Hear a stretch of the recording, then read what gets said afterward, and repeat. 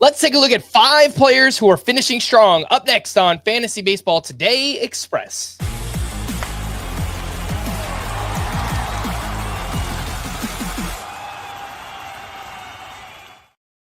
Welcome in to FBT Express on Thursday, September 25th. I am Frank Stampfl, joined by Chris Towers. I want to take a look at 5 players who are finishing strong and discuss whether or not this will change how we feel about them in 2026. And first up, we have Jackson Merrill, who over his last 16 games is hitting .318, 7 homers, and OPS over 1,100, hitting the ball extremely hard, putting it in the air, and it obviously is resulting in big production.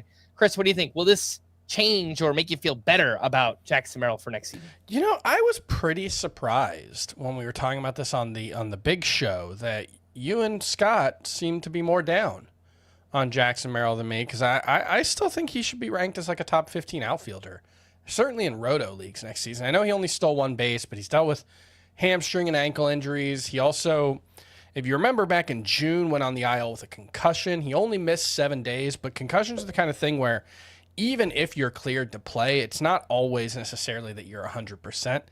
If it slows your reaction time a little bit or affects your vision, you know, you could still be able to play, but it might just hold you back. He had an 823 OPS and was hitting 804 or 304 when he went on the IL with that concussion. So I remain very bullish on Jackson Merrill, and yeah, I'll take any reasons to be optimistic because I am inherently optimistic about him. I can see being in on Merrill next year. I just don't know that you'll have to even rank him as a top 15 or draft him as the top 15 outfielder. I feel like you'll get a better discount on him, but maybe that's just me hoping with Jackson Merrill. Next up, we have Luis Castillo, who was incredible against the Rockies. 7 1/3 innings, 1 hit, 1 run with 10 strikeouts. Over his last 4 starts, he has allowed just 3 earned runs over 25 1/3 innings. Chris, will that change how you feel about Luis Castillo for next season? No, and this is fun with arbitrary endpoints because, yeah, the last 4 starts have been great. The 5 or 6 starts before that were absolutely horrendous. One of the worst months of Luis Castillo's career. And I think we're nearing the end. I'm not saying he can't be a useful pitcher. Certainly for, you know, the Mariners, or if they trade him this offseason, whichever team he ends up with, I think he's still a valuable innings eater in like a Jose Barrios, Chris Bassett type role for what they've done for the Blue Jays. But as far as Castillo being a consistent difference maker, I do think we're pretty much done there. All the peripherals are worse than they've ever been this season. xERA over 4, FIP is 389, strikeout rate by far the lowest of his career. I just think Luis Castillo at this point is just a guy. What about Francisco Alvarez, who went 1 for 2 with a walk in his 11th home run? Updated numbers since returning from the minors. He's played 38 games, hitting .286 with 8 home runs and a .968 OPS. Does this, strong finish affect how you feel about Francisco Alvarez for next season? Yeah, but not just because of the last, couple of games or whatever. It's that whole time since he got demoted, and I include the fact that he hit, I think, 12 homers in 26 games at AAA before getting called back up in that, because they sent him down specifically to work on stuff, and he immediately started crushing the ball down there. Then he's come back up and hit like the version of Francisco Alvarez that we always hoped would show up. 968 OPS, 8 homers in 38 games. The average exit velocity has been like 93, 94 miles per hour in that time. The only thing is I sound very optimistic. I'm saying all these nice things. I'm very excited about Francisco Alvarez. And then my rankings, my first draft rankings are going to come out next week on the FBT newsletter, and he's not going to be a top 12 catcher. That's just because the position's so strong, though. Yeah. He might be 13, he might be 14, he might be 15.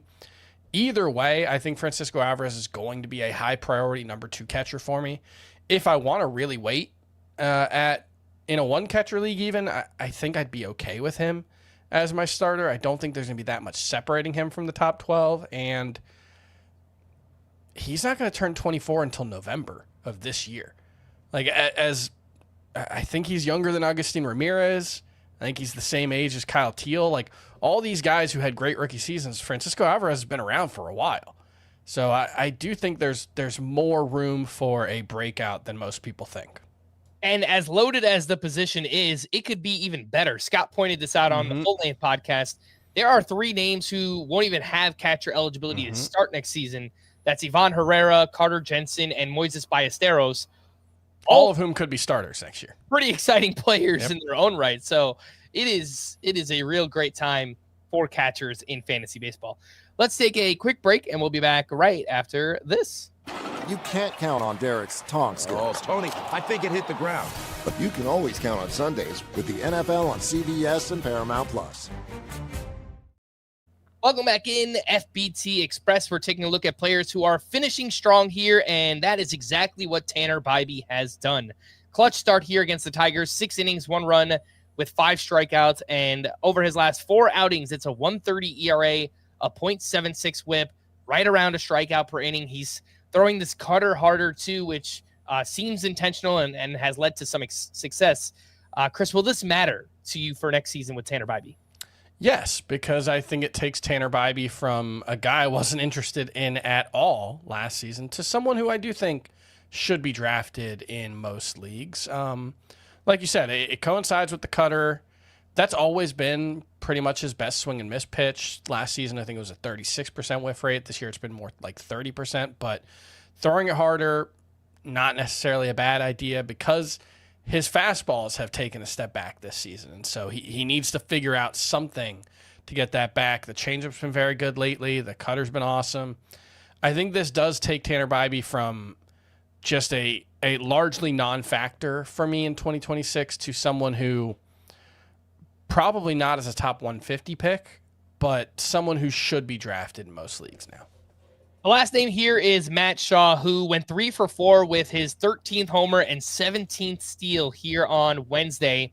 As is the case with a lot of rookie hitters, very rough second half, got demoted at least once, maybe a few times, but came back and in the second half has looked pretty good. 267 batting average, 11 homers, 6 steals, 859 OPS. Is this second half enough for you to have optimism when drafting Matt Shaw for next season? There are grading scales, and I think optimism is further on the scale than I'm willing to go. Hope, I think, is where I'd go for Matt Shaw. I still have hope for him. Obviously, he was a first-round pick, breezed through the minors, put up big numbers. The problem is the underlying data is really bad. He is not hitting the ball with authority at all. The only home runs he has hit have been to the extreme pull side, which is actually not a great thing when Wrigley Field is your home because it's actually a really hard place it's deep down the left field line. It's shallow down the power alleys. And so I just don't know if he has the pop to hit it to the power alleys consistently. So I'm not giving up on Matt Shaw. The athleticism is nice. I could see a step forward as a base stealer next season now that he's got a year under his belt, but the lack of power is really concerning. Even when he's been hitting the ball over the fence, he has not been hitting the ball hard. And so he's more like a corner infield option for 2026 than someone, certainly I would not want to draft him as my starter at third base, even at a weak position. All right, for more extensive fantasy baseball coverage, listen to our full-length podcast, Fantasy Baseball Today, on Spotify, Apple Podcasts, or anywhere else podcasts are found.